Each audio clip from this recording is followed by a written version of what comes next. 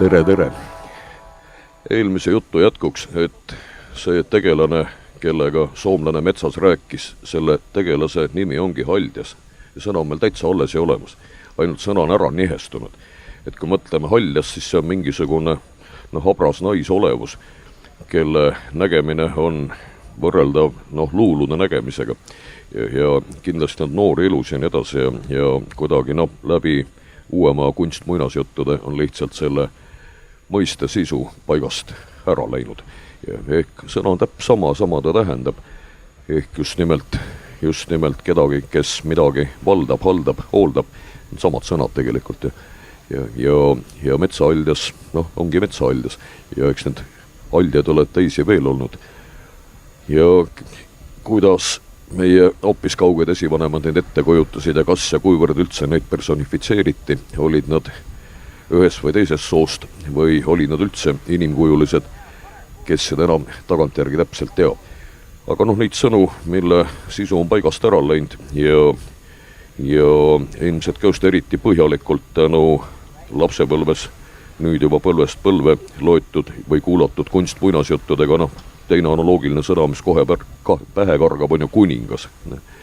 Ehk selle asemel on igasuguseid muid sõnu topitud, olgu siis vanem või pealik või mida iganes, seda kõik hilisemad kunstsõnad või võõrkeelte baasil moodustatud uudissõnad või tõlked. Vanasti öeldi lihtsalt kuningas.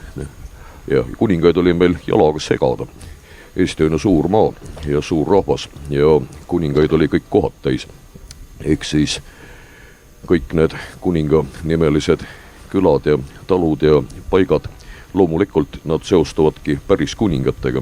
Ehk just nimelt selle sõnaga enne vanasti tähistatigi oma tähtsaid mehi, kelle sõna teised kuulasid. Kas need mehed olid selles ametis pärilikult või olid nad sellesse ametisse valitud või pigem need kaks asja korraga, et nad pidid olema õigest soost ja seeläbi juba väiksest saadik valmistunud selleks võimaluseks, et nad ametisse mingil hetkel kinnitatakse või pühitsetakse. Aga see, et tavaliselt noil ammustel aegadel kuningaameti pidamine, see eeldas seda, et need, kelle üle sa valitsed, et need on ka sellega päri ja ehk siis aktsept pidi olema ja ehk olla siis küll rahuajal õiglane kohtumõistja, küll sõjaajal see mees, kelle käsu järgi sõjas käitutakse. Ja eks neid ehestunud sõnu ole teisi veel küll ja küll, nii et Haldjas ja kuningas lihtsalt mõlemad on sõnad, mida teame just nimelt läbi lapsepõlve muinasjuttude, aga paraku kuningat kujutame ette kullast krooniga tegelasena, Haldjat mingisuguse hõljuva neitsikesena, aga enne vanasti nendel sõnadel oli vähe konkreetsem ja teisiti mõtestatav sisu. Aga see selleks oli lihtsalt eelmise jutu jätkuks. Ja nüüd me tõepoolest oleme Soome ühes rahvuspargis, ehk siis Ida-Soome lahe rahvuspark, mis ongi tervikuna merepark, kuigi selle territooriumile jääb ka mingi hulk väiksemaid saari, just nimelt pisemaid ja valdavalt ilma inimastuseta saari.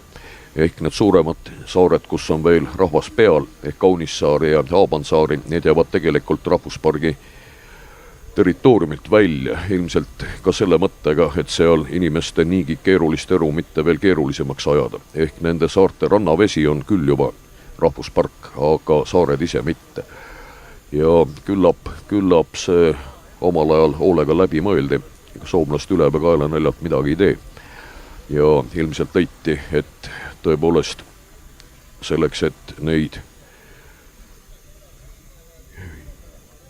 vanu kalurikülasid ja kogukondi, et neid aidata kesta ja püsida, et selleks ei ole vaja neile kehtestada mingeid karme reegleid, piiranguid, ehk et on seni osatud elada olla ja oma ümbrust mitte ära rikkuda, küllap oskavad seda edaspidigi. Ja samas, kui minna nii-öelda looduse keskkonnakaitsega liiga karmiks, siis selle tulemus võib olla see, et tühjenevad ka viimased saared. Tugi protsessi, mida päris pidurdada on niigi väga raske ja terve hulk saari on ju teise ilmasõja järgsel perioodil jäänud oma asukatest ilma. Ehk tegelikult soomekeelseid saare kogukondi on tegelikult üldse hämmastavalt vähe, kui mõtlema hakata. See suurem osa asustatud Soomemaa rannikut ja just nimelt ranniku saari, need on ju tegelikult rootsikeelsed. On ka segakeelsed alad, kus räägitakse mõlemat keelt, aga puht soomekeelseid saare ühiskondi, neid on tegelikult vähe ja teine maailmasõda andis neile eriti räige obaduse, kuna lakkasid eksisteerimast Suursaare ja Tütarsaarte, Lavansaare, Penissaari ehk kõik need saared, mis Tibla võttis endale. Ehk siis juhtus see juba peale talvesõda, sõja ajal küll vahepeal hulk inimesi tuli tagasi, kuna saared vabastati, aga siis tuli nad teistkordselt ja tänase seisuga lõplikult loovutada.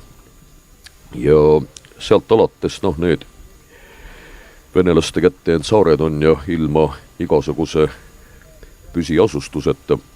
Osa on lihtsalt inimtühjad, kõikide peal on kogu olnud muidugi mingid militaarkoosseisud, aga mingit tsiviilsaareelu pole seal enam pärast teist ilmasõda olnud. Ja kuhu see rahvas sai, eks nad hajusid laiali, enam-vähem siin pikki rannikut.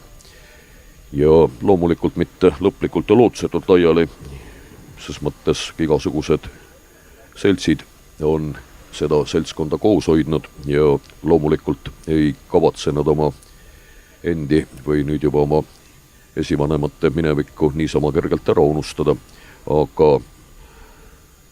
oma vanu kodusaari on nad saanud sealt alates ikkagi vahtida ainult üle vee. Sest vähe sellest, et nad on naaberriigi käes, aga erinevalt kas või karjaloomadest, kellel paljudel on olnud võimalik vähemalt käia ja kolada, vähemalt uuemal ajal mööda oma esivanemate kodupaiku, siis saaristolaistel seda võimalust pole üldse olnud. Ehk siis seal on vähest akadeemilist erandit, aga ei mingit nii-öelda massilist külastamist. Seda pole lihtsalt lubatud. Ja ka eestlaste jaoks peale nuka lõppu nendele saartele sattumine on olnud sama hästi kui võimatu. Ja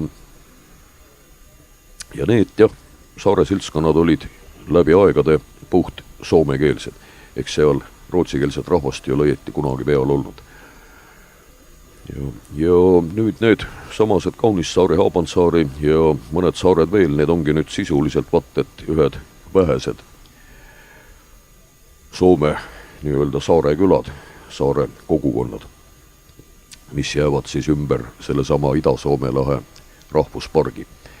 Rahvuspark ise on ka kaherežiimiline, sest omakorda selle idaosa on veel lisaks militaarvöönd, ehk siis mereväe poolt hallatav ja kontrollitav keeluala, kus ka igasugune nii-öelda lõbusõit on igaks juhuks keelatud ja kus üldjuhul peale mereväe manöövrite suurt muud ei toimu.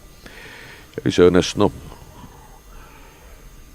mere looduskaitsealana, linnu looduskaitsealana ega see paha pole, sest ega seal ei toimu ka mingeid suuri laskmisi või seda laadi päris manöövrid, ehk siis sealne pisisaarte linnustik võib elada ja toimetada nii-öelda inimesest täiesti häirimatult. Nüüd militaarala on kogu see kant olnud tegelikult alates 18. sajandist. Ehk siis vastavalt Vene ja Rootsi vahelisele piiri nihkumisele, mis käis ju mitmes raksus, ehk iga Vene-Rootsi sõda lõppes teadupoolest sellega, et Rootsi oli sunnitud loovutama Venemaale järjekordse tüki Soomest. Ehk kõigepealt nõnda nimetatud Vana-Soome ehk hilisema Viiburi kubermangu, siis Kymenlaakso või Kymijõe org. Ja siis võeti seda ka veel kahes raksus ja lõpuks siis läks mängu kogu Soome. ja ehk hiljuti siis paar aastat tagasi sai sellest juba kah 2 sajandit, kui Rootsi andis kogu Soome Venemaale käest. Aga sedasama kagunurka seda niimoodi lõiguti tükkhaaval. Ja vastavalt sellele siis peale järjekordset ebaõnnestunud Vene sõda, siis oli rootslasel jällegi vaja kiiruga kinnistada seda uut piiri, ehitada sinna kindlusi küll maismaal, küll merepiiri julgestuseks. Ja siis mõne aja pärast oli see kõik juba jälle venelase sõjasaak ja rootslane ehitas juba järgmist piirikindluste rida ja järgmist merekindlust. Ehk suured merekindlused Viiburi asemele tuli algul Hamina, siis tuligi samane Rootsinsalmi, ehk siis sama koha peal, kus nüüd Kotka linn ja lõpuks siis ehk Rotsensalm, nagu teda nii rootslased kui venelased kutsusid. Ja pärast juba Sveabori, ehk siis ümbernimetatuna Soomenlinna. Nii et kõik nad on sisuliselt üksteise järglased. Ehk siis rootslane taandus, ehitas uued kindlused, venelane võttis tema katkised kindlused üle, pidas need ise edasi, kui vaja siis lappis, kui ei olnud vaja, see lappinud. Nii et niimoodi nad on sama loogika järgi käest kätte käinud, ehk et rootslane on ehitanud, venelane on pärast edasi pidanud, rootslane uue ehitanud, mõne pärast selle venelasele ilusti üle olnud, jälle tagasi tõmbunud ja niimoodi siis läbi terve sajandi, ehk siis Põhjasõjast kuni viimase Vene-Rootsi sõjani, mis toimus siis Napoleoni sõdade lõpufaasis ja mis lõppes siis Soome muutumisega Venemaa keisririigi koosseisus autonoomseks suurvürstiriigiks. Nii et see on juba 2 otsaga lugu, et ühest küljest sattus Soome ühe krooni alt teise krooni alla ja just ühe loogika järgi oma põlisvaenlase meelevalda, aga teisest küljest sai järsku seda, mida varem polnud olnud, ehk siis sai midagi nagu suveräänsuse taolist, ehk siis muutus järsku omaette riigiks, olgu autonoomseks, ikkagi riigiks. Ehk siis Vene keiser oli soomlastele suurvürst. Ja sealt alates Soome oli järsku riik, mida ta seni olnud endast kujutanud, seni oli tegemist lihtsalt Rootsi riigi idaprovintsidega, mille ei olnud mingit nii-öelda ühtset riiklikku struktuuri või mingit ühtset oma valitsust või seadusandlust või muud taolist.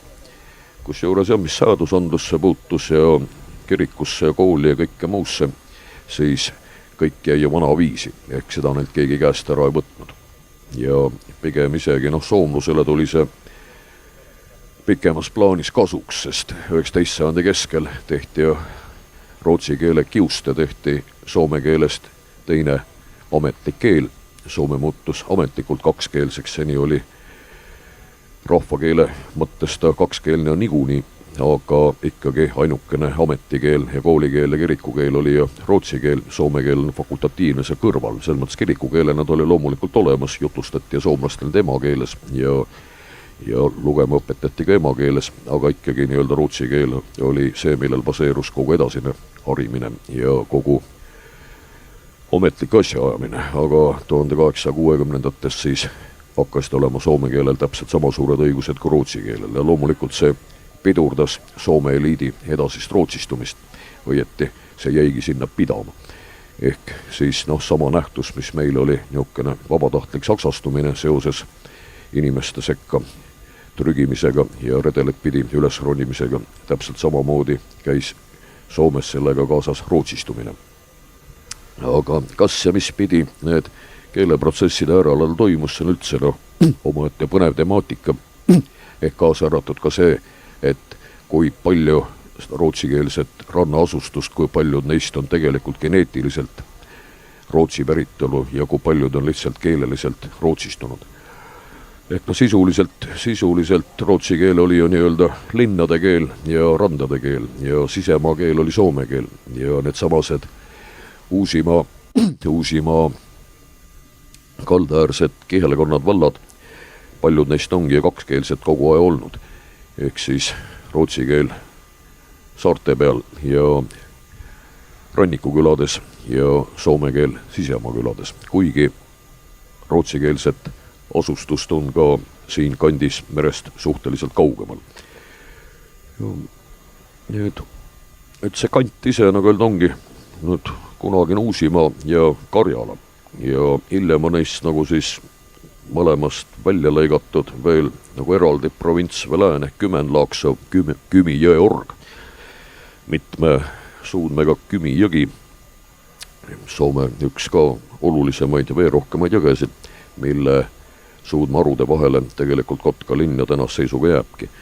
Ja üks siis Kümenlaaksod on ajaloolises mõttes ikkagi Uusimaa idaots ja Karjala lääneots, ehk siis nende nagu kokkupuuteala, kuhu me praegu parasjagu satumegi. Ja selleks me oleme kuskil siin, kus täpselt, selleks peaks keegi hakkama GPS-e vaatama, kuskil siin me ületasime või ületame veel ühe tähtsa, aga väga abstraktse vaatamisväärsuse, nimelt Struve kaare, ehk siis üks neist kahest asjast, millega ka Eesti kuulub UNESCO maailmapärandi nimekirja, ehk siis meie Struve kaare punktid, aga Struve kaar on ses mõttes UNESCO Well-listi üks omapärasemaid punkte, nimelt Struve kaare asjus kuulub sinna kohe terve hulk riike, ehk kõik need, mille territooriumil seda kaart omal ajal välja mõõdeti, ülalt Põhja-Jäämerest kuni Musta mereni, ja neid riike on palju ja kas või väike õnnetu Moldova, tema ainukene asi, mis maailmapärandisse kuulub, ongi üks punkt Struve kaarest. Ei ole neil seni muud sinna nagu õnnestunud välja pakkuda, ehk siis üks täpp kaardil.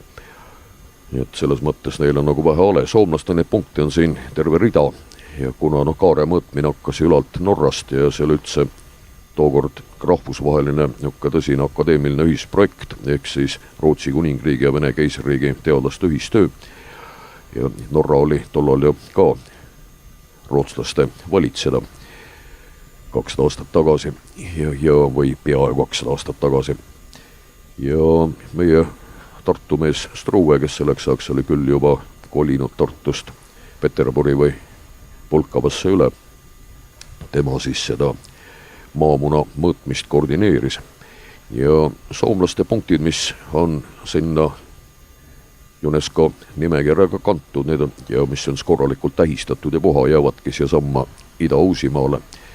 Ja neist osa on siis mandril ja osa punkte on väikesaartel meres. Ja siit läkski see triangulatsioon edasi Suursaare peale ja Suursaar on ka selle Struve kaarega UNESCO maailmapärandi osake ja sealt juba siis jätkus pikki meie rannikut, meil teadupoolest põhipunktid on siis Simuna ja Tartu. Ehk siis Simuna külje all, Avanduse väljal, seal on mälestuspost ka ja Simuna lähedal teine kivi, see ka kraabiti maa sest välja, selgus täitsa alles ja olemas, sealgust olema pidigi. Vahepeal arvati, et kaduma läinud, selgus ei, lihtsalt kuidagipidi oli nagu mattunud. Tuli lihtsalt välja urgitseda. Ja Tartus loomulikult Tähetorn oli kogu selle mõõtmise üks töisemaid ja olulisemaid keskkohti ja sellisena ka nüüd siis maailmapärand. Ja soomlastel samas lõigus, nii et jääb osalt selle rahvuspargi territooriumile ja põhjapoolsemist tähistatud Porlammi ja sealt edasi juba Jyvaskyla pool.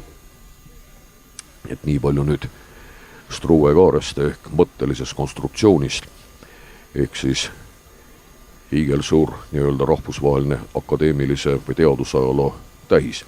Ikkagi maakera mõõtmine, see oli vägev ettevõtmine ja sellega saadi hiilgavalt toime, arvestades tolle aja võimalusi. Hiljem on seda kõike korduvalt nii-öelda täpsustatud ja parandatud ja ainult aina imestatud, kui täpselt tollal see nii lihtsakoeliselt ära tehti. Ehk lihtne ja geniaalne ja loomulikult see oli vägagi praktiline ettevõtmine, mitte lihtsalt abstraktne huvi saada teada, kui suur on maamuna ja ennekõike, kellel neid tulemusi vaja oli, ennekõike loomulikult meresõiduks, navigatsiooniks. Et oleks täpsemad kaardid, oleks võimalik täpsemalt nende abil navigeerida. Nii et see oli igati oluline rakenduslik töö. Nii, ja nüüd lähenedes Kotkale, siis äkki ka Kotkast. Kotka on Soome suurematest linnadest üks kõige nooremaid tegelikult, ehk siis ajalugu on tal hämmastavalt lühike ja mingis mõttes on ka paralleele Helsingiga, kuigi Helsingilt teoreetilist ajalugu oleks nagu pikemalt. Ehk siis Helsingi kihelkond tekib juba keskajal ja Helsingi kihelkonna kirik on isegi veel keskaegse hoonena alles, kuigi see jääb väljapoole tänast Helsingi linna, see paikneb nüüd hoopis Vanda linna territooriumil. Ja Helsingisse üritas Gustav Vasa linna rajada kiusuks Tallinnale, aga siis kui tema poegade ajal Tallinn sai Rootsile ja jäigi Rootsile, siis kadus igasugune huvi ära seda konkureerivat linna tühja koha peal aretada ja lubati lahkelt helsinglastel laiali joosta. Mida nad hea meelega tegid, sest enamik neid oli sinna käsukorras küüditatud nende senistest elupaikadest ja nad ei olnud selle üle põrmugi rõõmsad. Nii et Helsingi lihtsalt lakkas eksisteerimast. Ja mis muidugi ei seganud helsinglastel selle linna suurt juubelit mõni aeg tagasi pidamast ikkagi linna asutamine. Aga siis ei olnud seal õieti kedagi midagi, kuni hakati ehitama merekindlust. Ja tegelikult pikki aegu Sveabori või siis hiljem meile juba Soome linnana tuntud merekindlus, seal elas kordades rohkem rahvast kui selle vastas linnas. Linn oli kindlustamata väike tsiviilasula, samas merekindlus oli hiigelsuure garnisoniga puha. Ja sama seis oli siis nii läbi Rootsi võimuaastate kui ka pärast Vene võimu all. Ja õiget kasvu see linn sisse ikkagi alles siis, kuidas tehti turu asemel pealinn. Ja ehk siis venelane leidis, et turu on siiski liialt lähedal Rootsile ja liialt rootsimeelne ja tekitaks pealinna väheke kaugemale uuest riigipiirist ja siis juba vaataks, kellega seda asundada ja nii edasi ja nii edasi. Nii et nii ta läks. Aga mis on paralleelid Kotkaga? Sama lugu, et kõigepealt oli merekindlus ja selle vastas mõned väiksed külad, ei muud midagi, mingit linna. Ja eks samane Rootsinsalmi või Rotsensalmi merekindlus, mille pärast ka kõvasti madistati ja mille all on löödud 2 eriti suurt ja ränka merelahingut, kus juures mõlemad olid omal ajal nii-öelda osalevate laevastik suuruse poolest enneolematud lausa võiks öelda, ehk samane sõda, mille käigus löödi merelahingut ka Tallinna lahel ja löödi Suursaare all ja mis lõppkokkuvõttes ikkagi lõppes rootslastele taas hävinguga ja taas nii-öelda tuli venelase sõjalist üleolekut tunnistada, kuigi tookord see oli samad 788-90 sõda. Tookord algus oli rootslastele päris edukas ja sama teine Rotsensalmi merelahing, see oli neile ka päris edukas ja puha, aga siis mängiti lihtsalt seisud käest. Aga samas keisrinna Katariina oli ikka päris ära ehmunud, tähendab seda sisuliselt Rootsi laevastik läks mürinal Peterburi peale, kroonlinna Peterburi peale ja vägede kontsentratsioon nii merel kui maal niivõrd tugev, et tundus, et palju puudu võtavadki mõlemad ära, nii kroonlinna kui päälinna. Ja samas oli, et Türgiga oli teine sõda pooleli, Poolas olid ka segadused jamad, nii et Venemaa oli sattunud tookord väga kohtlikus seisu ja seetõttu tookord nõustuti rahu tegema, ilma et oleks rootslasele peale sunnitud järjekordseid suuri territoriaalseid maade loovutusi. Aga nii või naapidi need sajad elas see Rotsensalm üle, aga lõplik obadus sai ta Krimmi sõja all, siis kui inglased ja prantslased paar aastat retklesid Läänemerel, ehk sama sõda, mida teatakse eri maades eri nimede all. Meie teame teda Krimmi sõjana, inglaste jaoks ja prantslaseks oli idamaade sõda või orientaalsõda, aga soomlaste jaoks on Ålani sõda, kuna põhisõjasündmused rullusid lahti Ahvenamaal, ehk Beaumarchondi kindluse piiramine, vallutamine ja selle kapitaalne õhkimine. Ehk siis see oli nagu peamine möll, aga ega sellega asi ei piirdunud. Ehk siis pommitati rünnati ja õhiti veel teisigi kohti, ehk siis nii Sveaborit kui ka Rotšensalmi ja Aminat. Ja loomulikult, nagu teame, tehti ka rida dessante Eesti rannikule, Paldiskisse, Kuressaarde, ehk siis neid maabumisi koos rekvisitsioonidega ja sõjaväe varude hävitamisega, neid oli teisigi veel, nii Eesti kui Soome rannikul. Eesti jaoks oli et meie ajaloo kõige parem sõda üldse, mis on kunagi peetud, sest eestlasi sinna ei olnud eriti mopitud, mistõttu sõjakaotused minimaalsed, nii sõjategevust õieti peale nende dessantide Eesti maismaal ei toimunud, küll aga suured segadused ja ennekõike muidugi taoline teretulnud nähtus nagu mereblokaad, mis kestis ju 2 täit navigatsioonihooaega ja veidike siin ette ja taha ka, ehk siis igasugune Läänemere kaubandus pandi Vene riigi jaoks ja Vene alamate jaoks seisma. Ja sellega mäletavasti kaasnes ennekõike tohutu soolapuudus. Ja omakorda see vallandas enneolematu soolasalakaubanduse. Ja see omakorda võimaldas hakata meie randlastel üldse koguma mingit kapitali. Ja see võimaldas selle põhjal juba jätkata nii salakaubandusega kui ka juba ametliku kaubandusega, kuigi see viimane tasus end vähem ära, aga siiski. Ja see võimaldas juba endale aluseid soetada ja nii-öelda edasi minna. Ehk siis algkapitali korjamiseks sama Krimmi sõda, see oli väga oluline tõuge. Ehk mul on mõeld, kui seda Krimmi sõda poleks olnud, seda oleks tulnud välja mõelda lausa või kurat teab, kui kaua oleks tulnud oodata, et oleks tekkinud taoline hea šanss. Ja ega suuremat sorti laevaehitus, laevad ostud, laevaehitus, see kõik tulebki veidike hiljem. Ja sama salakaubandus, see käivitas ka ju väga huvitava koostöö küla ja mõisa vahel randades, ehk siis mõisad, kel oli rannakülasid ja hädas olid ju kõik, ehk sool kui peamine konservant, selle täielik puudumine ja lisaks nappus andis tunda veel kõik võimalikes asjades. Ja selge, et selle blokaadi ignoreerimist on ühtviisi huvitatud kõik ja see oli ka olukord, kus Vene võim ise seda blokaadi ei kontrolli. Muidu salakaubanduse vastu tegutses ja Vene riik ise läbi oma randrüütlite ja tolliametnike, et saada igasugu kaupade pealt oma maksud kätte või mitte lasta maale tuua kaupu, mis olid kõrgelt maksustatuna öelda niigi olemas.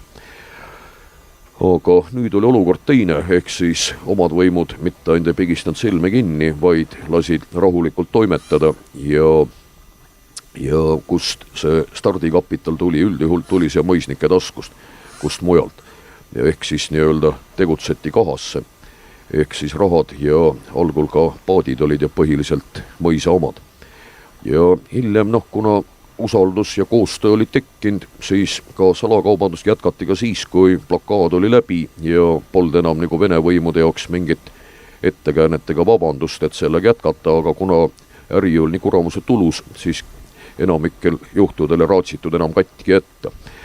Ja loomulikult siis tööjaotus oli selline, et rannamehed riskivad, kui vahele jäävad, siis loomulikult salgavad maha igasugused seosed oma ärradega. Raha tunnistavad enda omaks, paadi tunnistavad enda omaks ja loomulikult härrad teevad kurja nägu riigivõimude kuuldes ja lubavad neid karistada nii kord ja kohus. Aga sisuliselt lihtsalt üritavad nad vangist välja päästa ja teha nägu, et küll ma kodus neid nuhtlen nii nagu vaja ja tegelikult nii-öelda patsutada õlale ja öelda, et ära järgmine kord enam vahele jää. Ehk et äkki järgmine kord jõnes siin välja rääkida ja viiaksegi jalad raudus Siberisse. Eks seda tuli aegalt ka ette. Aga tähendab jah, tasapisi võimaldatigi neid paate välja osta, et sel juhul ka mõisnikul oli ka see huvi tegelikult, et kui paat ongi tema rannamehe nimel, siis tal kaob nagu igasugune vastutus ära, muidu on ikkagi see võimalus hakatakse uurima, kelle omanduses see sõiduriist on, mis nüüd rekvireerimisele, konfiskeerimisele kuulub ja äkki tekib endalgi pahandusi, aga kui see on su rannamehe nimel, siis paljugi, mis sa ei saa teise eest lõpuni vastutada. Ja nii võimaldatigi neid paadiosalusi välja osta või juba siis endale paate soetada. Ja samas see oli ka see aeg, mil toimusid ja ka lõplikud nii-öelda pärisorjuse jäänuste kaotamised, ehk siis teoorjus ja igasugune sunnismaisus ja kõik need, mis siis 1806. aasta jooksul demonteeriti. Ja selles mõttes ka kõik ajastus nagu soodsalt jõieti. Aga Krimmi sõda jah, see oli kahtlemata üks väga oluline algtõuge. Eks selle eest peame jah inglastele ja prantslastele tänaseni tänulikud olema. Venemaa jaoks muidugi see oli ränk õppetund, ehk siis selgus, et see riik ei ole enam õieti sõjavõimeline, peale selle selgus, et sel riigil ei ole üldse mingeid sõpru, et ühed tulevad kallale, teised vahivad parastades pealt, ehk täielik poliitiline isolatsioon. Aga sinna on Venemaa osanud alatasa uuesti mängida. Ehk tekitada olukorra, kus ülejäänud riikide suhtumine on nii-öelda passiivsest vaenulikkusest aktiivse vaenulikkuseni ja mitte keegi ei kavatse suga solidariseeruda, isegi sinu hädas ja õnnetuses. Ehk nii ta Krimmi sõjal välja kukkus. Aga samas jällegi, Vene rahvale oli see sõda igatepidi kasuks, sellepärast et pärisorjuse ära lõpetamine ja mitmed muud tarvilikud reformid loomulikult Krimmi sõda seda kõike kiirendas ja motiveeris selles suunas liikumist. Ehk asjad, mida oli ammu õietatud, aga mida seni ei olnud kas osatud või suudetud või tihatud teha ja mille taga nii-öelda kogu Vene riigi areng ammuilma toppas.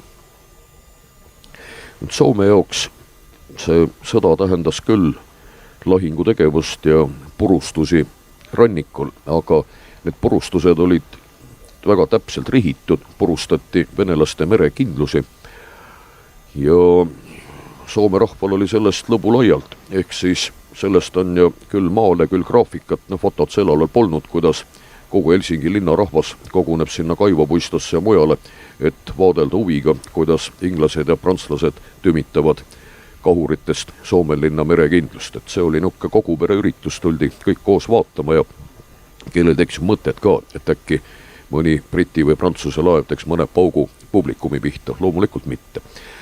Ja samas see võimaldas ka kindlusest evakueerida naised-lapsed, et siis nagu ei oleks mõttetud tsiviilohvreid, aga samas militaarohvrid loomulikult olemas olid. Ja ehk siis hiljem enam niisugust sõdu nagu hästi kujut ette ja hiljem on pidanud Helsingi nägema hoopis teistsuguseid pommitamisi alates talvesõjast ja läbi jätkusõja. Ja loomulikult kõike seda sai ka Kotka, kus siis muidu. Aga tookord siis vastavalt prantslaste ja inglaste plaanidele ka lõplikult rikuti ära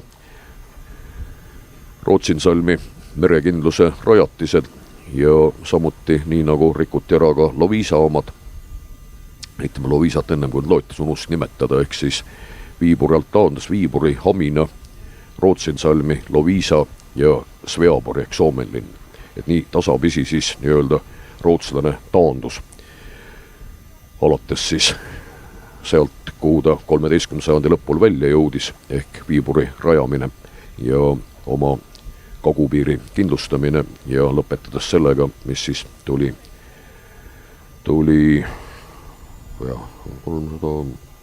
500 aastat hiljem käest ära anda, ehk siis lõpuks nii-öelda kogu Soome. Ja selle aja kestel siis vaikselt taanduda ja ehitada aga uusi kindlusjooni välja. Nii, nüüd Kotka linn tekibki alles Vene võimu all, ehk siis kui tähendab kindlus on lõplikult maha kantud peale Krimmi sõda. Ega teda ei olnudki enam millekski vaja tollal tegelikult. Peeti ka juba mõnevõrra rutiinist. Ja siis millest ta seal tekib, tänu suht heale sadama kohale. Ehk seal on isegi mitte lihtsalt hea sadama koht, või terve hulk sadama kohti. Ja tähendab samane Kümi jõgi oma mitme suudmaruga, kust kaudu siis ennekõike sisemaalt parvetati merre metsa. Ja Kotkas saigi ennekõike puidukaubanduse sadam. Ja siis puidu baasil ka igasugused muud tootmis- ja tööstusharud, hiljem ka selluloos. Ja esimesed tööstused olidki, nagu pole raske arvata, olidki saeveskid või saekaatrid. Ehk siis nende najal läkski Kotka käima kui noor tööstuslinn, tööstus- ja sadamalinn. Ehk siis seda on ta endast tegelikult kogu aja kujutanudki. Nüüd Viiburi kaotsi minek, see oli ka loomulikult Kotka jaoks oluline arengufaktor teise maailmasõja järgses kontekstis.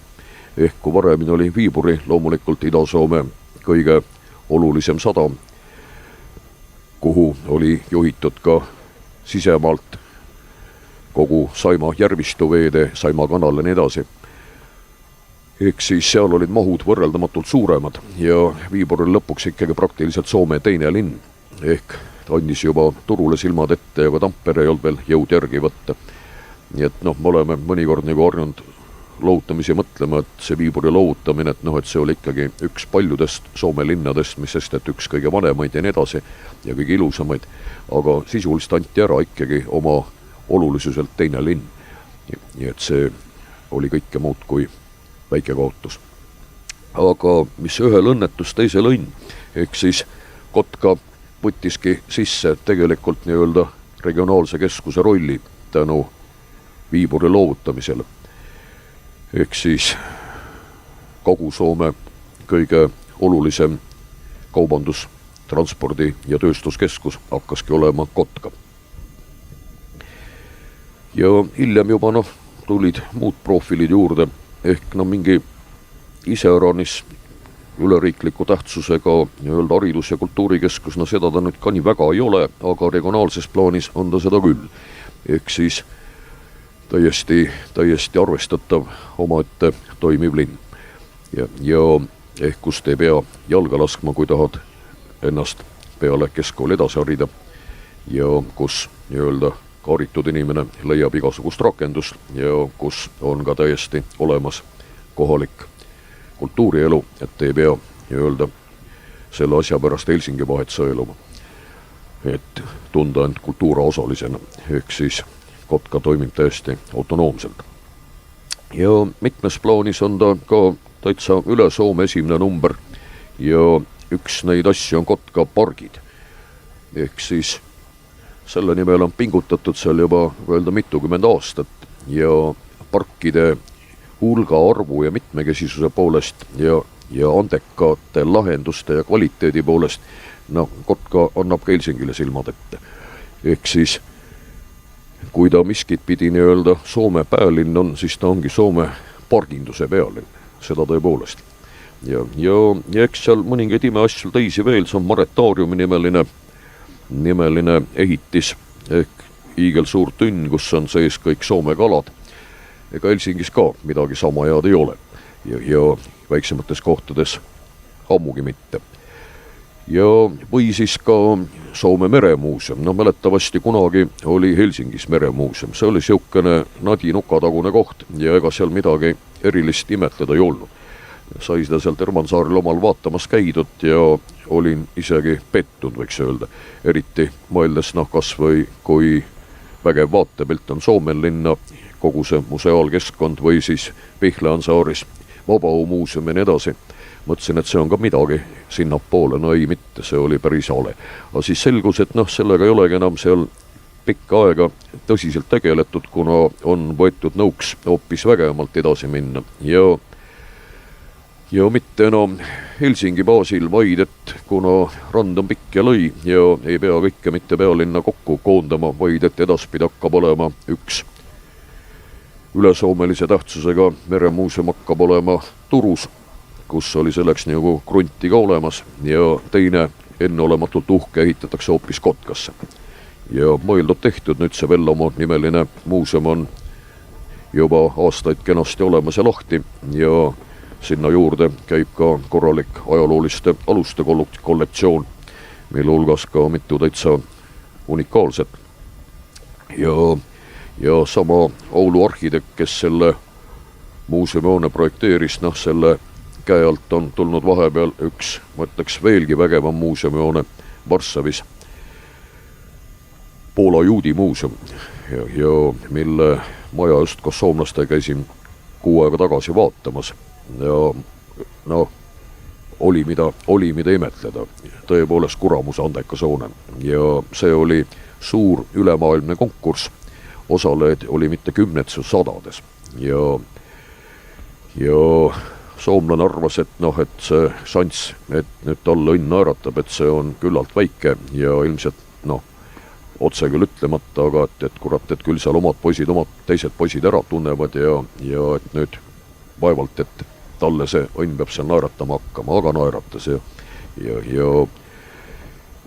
see on jah, kindlasti üks maailma paremaid muuseumihooneid, mis on viimasel ajal üldse ilma tekkinud, üks andekamaid ja omapärasemaid, aga Vellamo on kõike seda samuti, lihtsalt seal oli tellitud maht veel võimsam.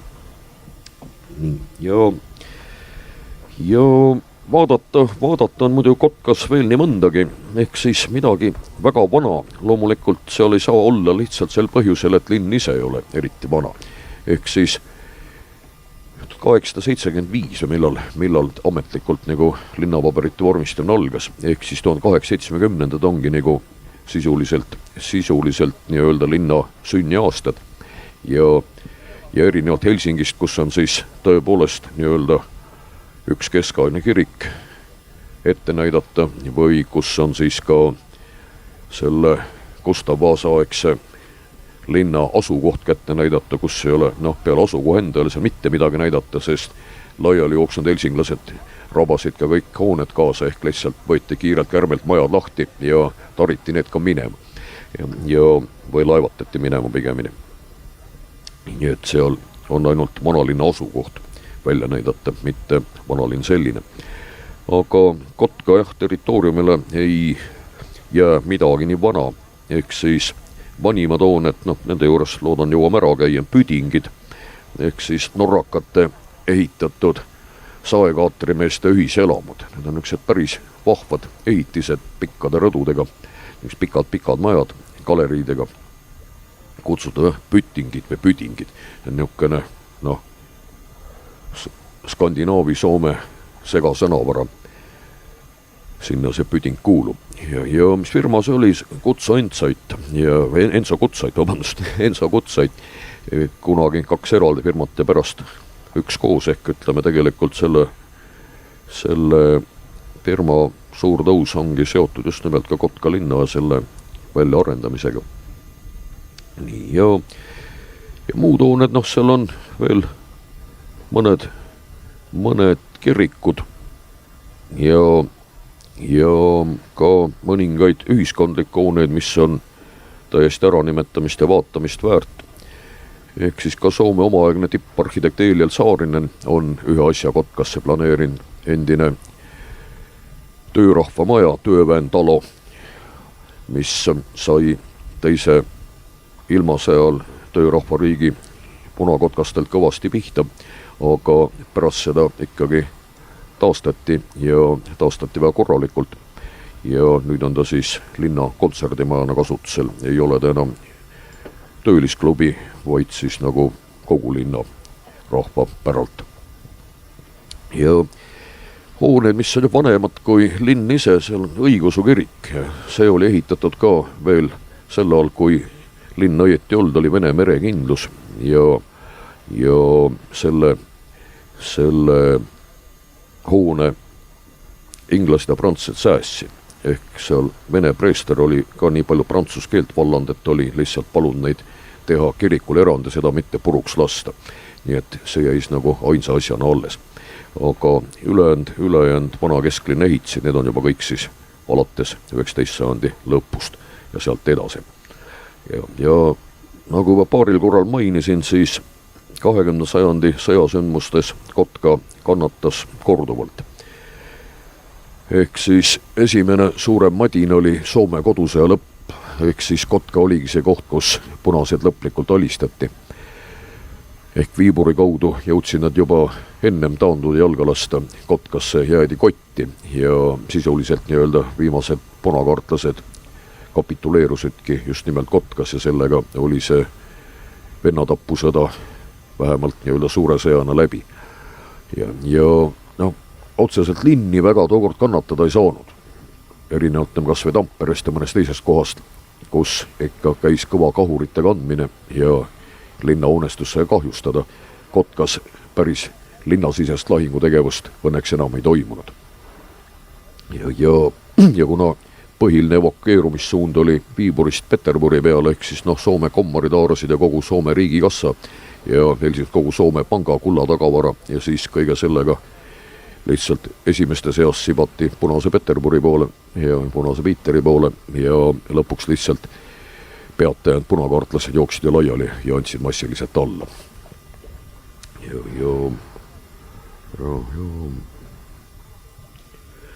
Nii, aga ja Kotka muidugi eks teda punaseks linnaks peeti nii nagu Tamperetki, ehk valdavalt töölislinn, ehk tööliste osakaal vaieldamalt kõige suurem, enamik loomulikult hääletas sotsiaaldemokraatide poolt ja kui Soomes toimus siis riigipööre 17. aastal lõpus sisuliselt või 18. alguses, siis loomulikult Kotkas neid, kes asjade taolise käigu üle esiotsa ainult rõõmustasivad, neid oli ikkagi valdav enamus.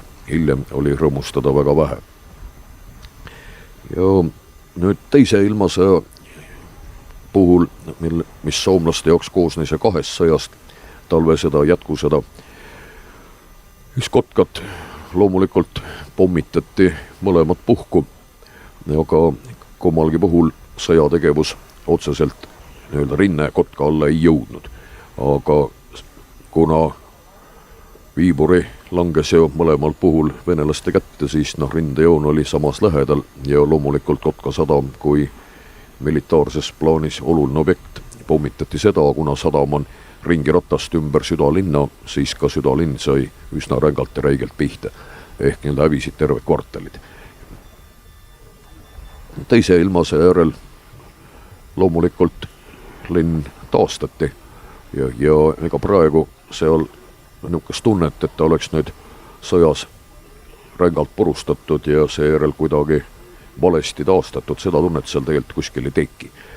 Ehk nii või naapidi ta oli niisuguse regulaarse ja lihtloogilise malelaualise planeeringuga juba varemgi ja seetõttu nii-öelda need teljed ja mahud olid varem paigas ja seal ei olnud võimalik nii-öelda sõjajärgse odava taastamisperioodi arhitektidel teha seda sorti rämedaid vigu, nagu neid purustatud Euroopa linnades teisal on üksjagu tehtud.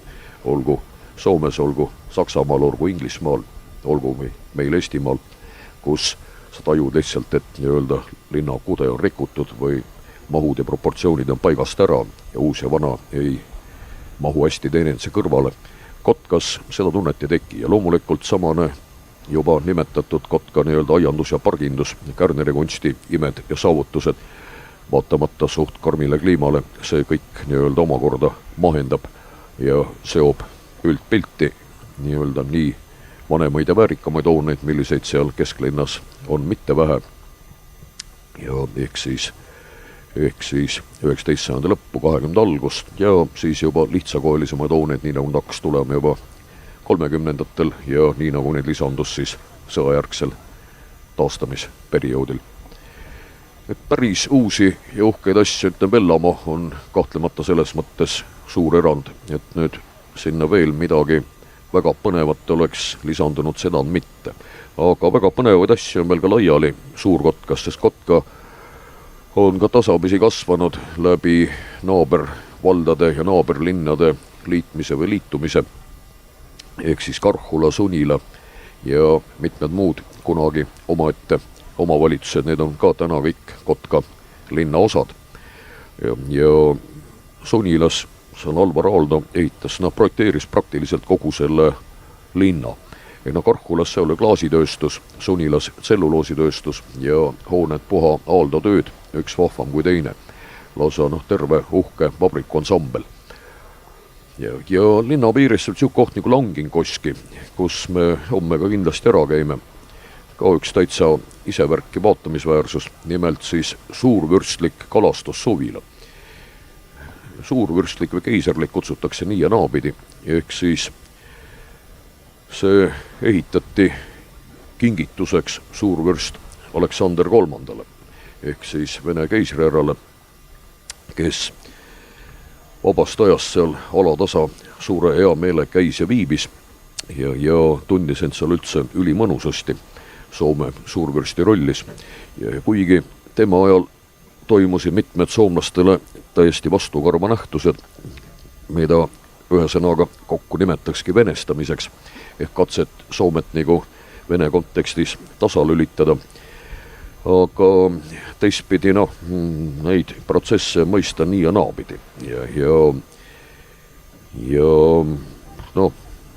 paradoksaalsete näidetena elus seda näiteks, et noil aegadel oli Soomes keelatud porilaste marsi avalik mängimine, kuna oldi kindlad ja mitte ilmaasjata, et selle meloodia kuulamine tekitab soomlastes rahvuslikke tundeid ja vastavat Vene vastast meeleolu. Ja küll aga oli üks suur erand, see oli Langinkoski suvila, kus suurvürsti rõõmuks mängiti seda järjest ja järjest. Ehk et Aleksander võttis viina ja lasi uuesti jälle porilaste märss algust saadik ja lõpuni ja veel kord porilaste marssi. See oli nimelt tema lemmiklugu. Ja ehk siis mujal ei tohi, aga minu juures tohib. Ja ehk siis jah, soomlased võisid oma nii-öelda rahvuslikku meloodiat erandkorras kuulata suurvürsti enda suvila õues. Ja mis paik see on tegelikult jah, väga kalapüügi koht, ehk siis Kümi ühe aru kärestikud, kus väidetakse, et juba vara keskajal, tähendab Valamaa kloostril oli see kalastusõigus olnud ja hiljem muidugi läks see kaduma, aga pärast kui tähendab Soome oli uuesti Venemaa võimu all, siis justkui tagastati Valamaa kloostrile need kalastuskohad ja kalastusõigused ja paik on tõesti ideaalne koht ja Aleksander III, et tema oli suur arrastuskalamees, ehk siis vaba aega ta suuresti täitiski kas õngitsemise, puude saagimise ja lõhkumisega või viina võtmisega, need olid tema 3 lemmikkala ja neid jõudumööda kõiki harrastas ta ka Langinkoskis koos oma perega. Nüüd maja on projekteeritud spetsiaalselt Soome stiilis, ehk siis Soome rahvusromantia arhitektuuri üks, ma ütleks, paremaid näiteid ja samas vaimus on lahendatud ka kogu interjöör, kõik pisiasjad ja nii edasi. Ja kõik on hämmastaval kombel alal hoidunud, vaatamata sellele, et veel 20 aasta algus oli koha peal väga tõsine poliitiline äge vaidlus selle üle, mis üldse selle suvilaga pihta hakata ja pahempoolitsejad täiesti tõsimeeli pakuti seda, et see tuleks kõik põhimõtteliselt ära põletada, et ei jääks paha mälestus ka mitte sellest, et meil oli kunagi Vene võim kukil. Aga õnneks siukse lolluse peale ei mindud ja tehti sellest Langinkoskist hoopis muuseum.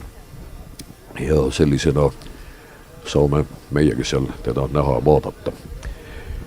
Nii et taoline ajaloolis arhitektuuriline vaatamisväärsus jääb siis samuti Kotka linna piiresse, aga loomulikult mitte Kotka saare peale, kus paikneb kesklinn, vaid sellest tükk maad põhja pool Mannermaal.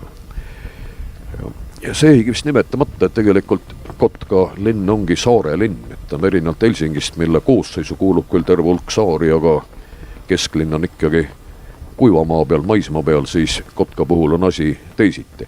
Nimelt linn ise ongi sama nimelt saare peal, Kotkansaari, ja selle ümber veel siis terve hulk väiksemaid saari, neist mitme peal on omaaegsete merekindluse patareide jäänused erinevas õhituse astmes. Ja siis muud linnaosad, samad Karhula ja Sunila, need on tekkinud juba Mannermaal, aga Kotka on jah sünni poolest saare linn. ja oma keskuse poolest tänaseni. Nüüd hulk saari on muidugi sildadega omavahel seotud ja peasaar on loomulikult sildu pidi suure maa küljes kinni.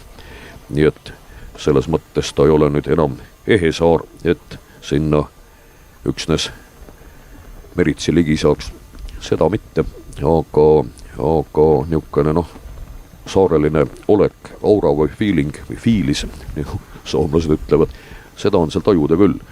Ehk vesi on ringi ratast ja vaated ümberkaudu suurematele, väiksematele, siledamatele ja mägisematele saartele, see kõik iseloomustab Kotka linna pilti. Ja kui neist parkidest jutt oli üks, mis kindlasti tasub ära vaatamist, on Sapoka. Ja eks Sapoka laht ja selle ümber Sapoka park. Ja Sapoka on ka kohalik slängisõna ja tuleneb venekeelset sõnast sapok. Ja ehk kui vaadata Kotka linna plaanis, seal tõepoolest on selline saapakujuline laht. Ja see ongi Sapoka laht. Ja selle kõrval Sapoka park. Ja mis on kahtlemata tõepoolest võtleks Kärneri kunsti ja maastikukujunduse tõeline saavutus ja mõelge üldse, et sellel laiuskraadil maamuna peal palju üldse midagi siukest kuskilt leida võiks. Nii et Kotka top 10 kindlasti see koht kuulub. Aga linna panoraam paistab eemalt, öelda, et ega midagi ilusat esiotsa ei ole, ehk siis selgelt tööstuslinn. Aga ärge sellest heituge, kes seal varem pole käinud. Ehk mida lähemale saab, seda kenamaks läheb. Ehk siis Kotka on kõike muud kui mingi nüri igav uus linn. Ta on täitsa nii-öelda omaette näoga ja põnev uurimis- ja vaatamisväärne paigake.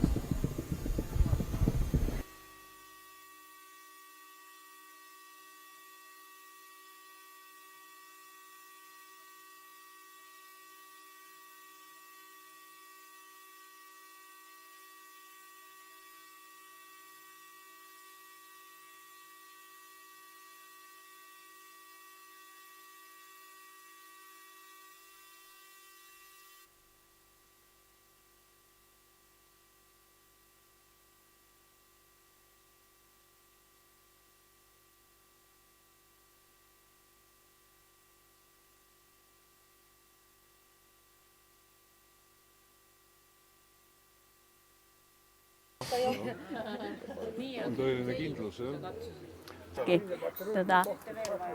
Hyvää päivää kaikki. Ja tervetuloa tänne Saaristomuseoon. Tämä on vanha navetta, Rönnesgårdin vanha navetta, niin kuin näette. Vanha lautta on se. Niin. Ja 1980 muutama henkilö rupesivat hakemaan tämmöistä paikkaa, mihinkä mahtuisi veneitä. Piti olla isot tilat ja sitten tosiaan löysivät tämän navetan ja 85 vasta avattiin tämä museo. 80 aastatel mõned inimesed otsid sellist hoonet, kuhu saaks panna paate ja vast siis 85 aastal õnnestus see muuseum avada. Niin. Ja on kasvanut aika paljon siitä, että itse olen ollut yli 20 vuotta tässä mukana ja muuten estiläisten kanssakin ollaan tehty paljon yhteistyötä koko ajan. 20 aastat on ollut tämä siin tööllä, sillä on se muuseum väga kasvanut ja koos eestlastega on tehtud väga paljon koostöötä. En tiedä mitä kummempaa. Varmaan käyn laittamassa valot ja käytte katsomassa. On ala- ja yläkerta. Alhaalla on peruselinkeinot ja ylhäällä on veneitä ja veneen rakentamista. Siellä on eestiläistenkin veneitä.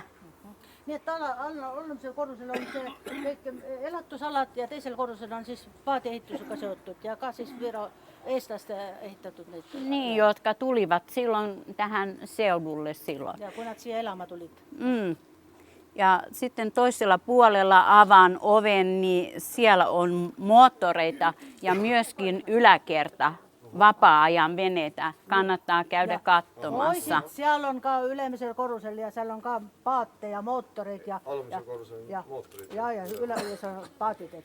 Oisit sinne. No niin, nyt hyvä, hyvä.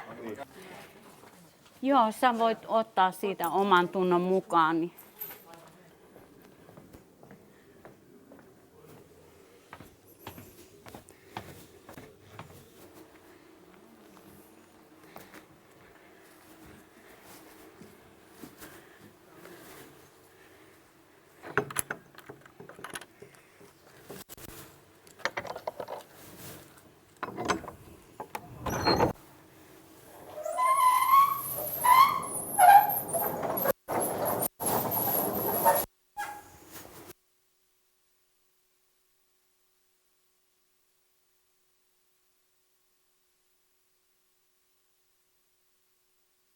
Kirjoittanut siihen.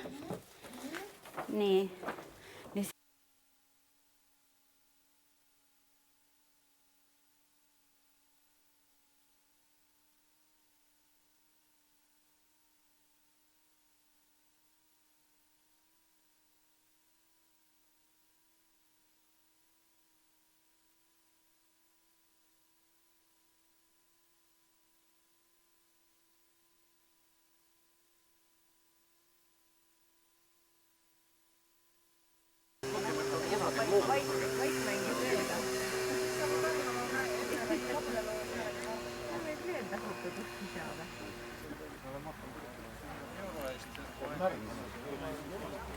Surnuaed, kus siis võib neid nimesid leida, kes läksid.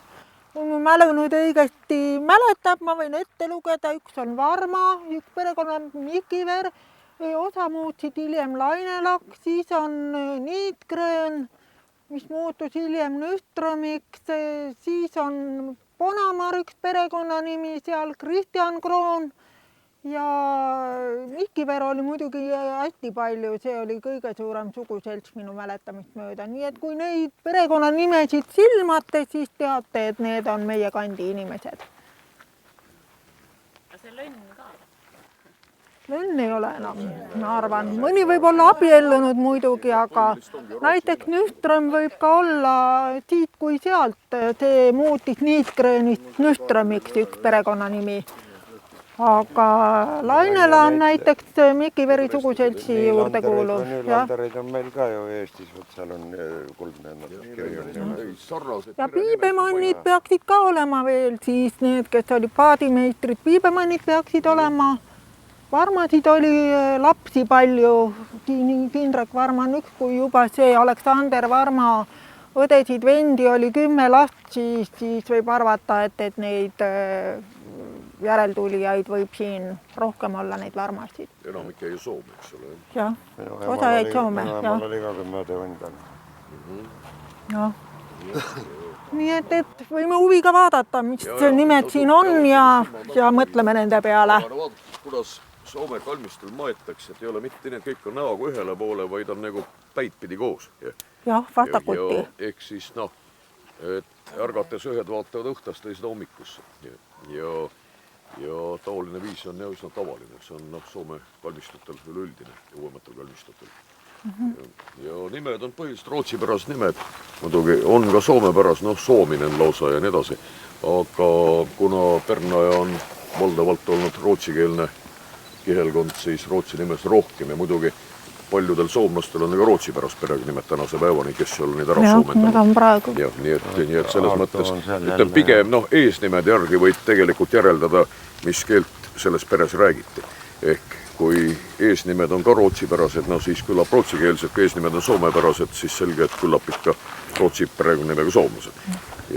Aga minu vanaisa vend võttis naise Pernajast. Nii, tõi ja oli Hulda Holmström. Ja minu ema jutu järgi oli ta õppinud eesti keele ikka ära, aga suhteliselt kangelt rääkis ja ikka tuli neid soomepäraseid sõnu ka ikka sisse ja niimoodi, aga ta õppis ikka eesti keele ikka kiiresti. Aga mis ta enda emakeel oli? Soome või rootsi? Mis ta enda emakeel oli? Tegelikult ma arvan, et on rootsi keel oli, aga kui nad purstid seda soome keelt ka. no seda võib arvata, kui see aktsent oli väga tugev olnud, et seda eesti keelest arusaamist oli nagu üsna raske olnud nagu jälgida, ajapikku see oli muidugi paranenud. Aga Hulda Holmström, see eeldab jah, et oli rootsipärane. Ja eesnimi on ka pigem Rootsi valik, sest ega mehed olid kõik vabalt kakskeelsed nii-öelda, aga naised jällegi, kes vähem liikusivad, need ei pruukinud teist keelt jälle osata. Polnud nagu eriti vaja.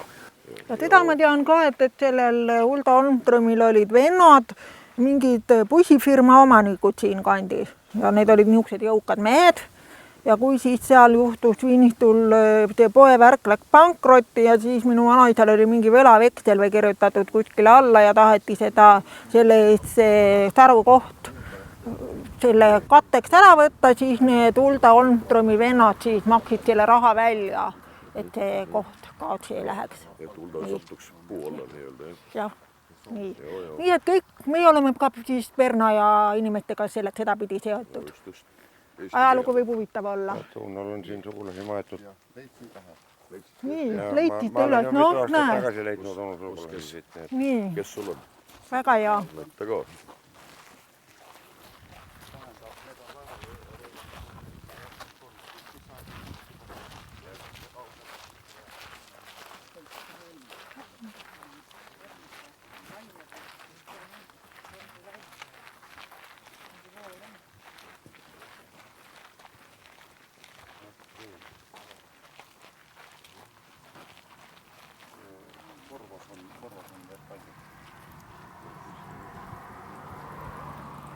Eestis on olnud K-tähega, nüüd nimi algab, siin on G-ga. Kuusalu kirikuraamatus on näha, kus kirikupapp on nii-öelda pulmis järgi hakanud nime muutma. No selge see. Aga algne nimi kirikuraamatus on täpselt ka nime. Ja peale Maluse laevaröövi on tuldud peale Pohut ja tuldud Kirkissaartelt ja Lähedal saarestiku. Ja siit on siis ühesõnaga, kui ma rääkisin laeval, 4 põlve Viimistort Näisportis käidud Kuusalust Riiduks laulutus ja tagasi. Hiljem on mindud Helsingi poole Granlanderi saarele ja siin on ta päris laiali läinud. Üks liin 4 kojast, tähendab, nad läksid, jäi naisevõtuga Viimistort sinna kanti ja ühesõnaga jõudis Sumingale. Ma arvan, et siin turnuaias leiab neid tõrgeti üles. Jah, leiti. Seal on veel haudu. Saame siia poole minna. Nii leiti üles. See ei ole nii hirmus suur, on päris üle vaadata.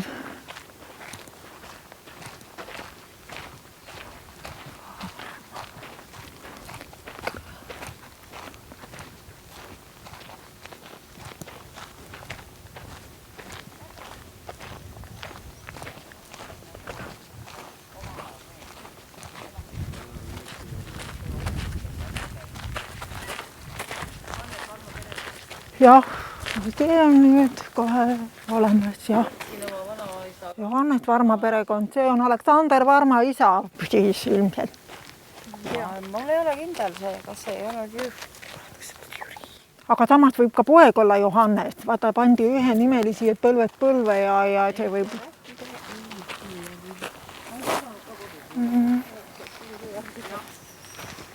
Aga seal on veel üks niisugune suurem Kristjan Krooniga auas. Jah, Kristjan Kroon on ka nendest äraminejatest. Varma on siin ka Leo Ilmari. Leo ja Ilmari. Siis olid Blomqvistid, aga siin on iga teine kivi on Blomqvist. Siin on nii palju näiteks, kus sa tead, siis niimoodi näiteks.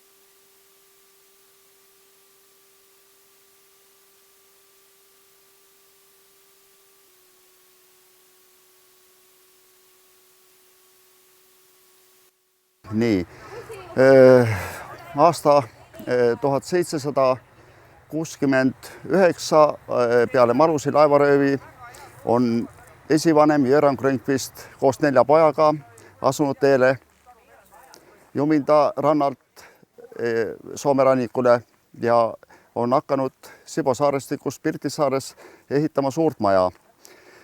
Sibo kirikuraamatus on kirjas, Jumindalt on tulnud jõukas mees nimega Jüran Grönqvist koos 4 pojaga ja on hakanud suurt maja ehitama.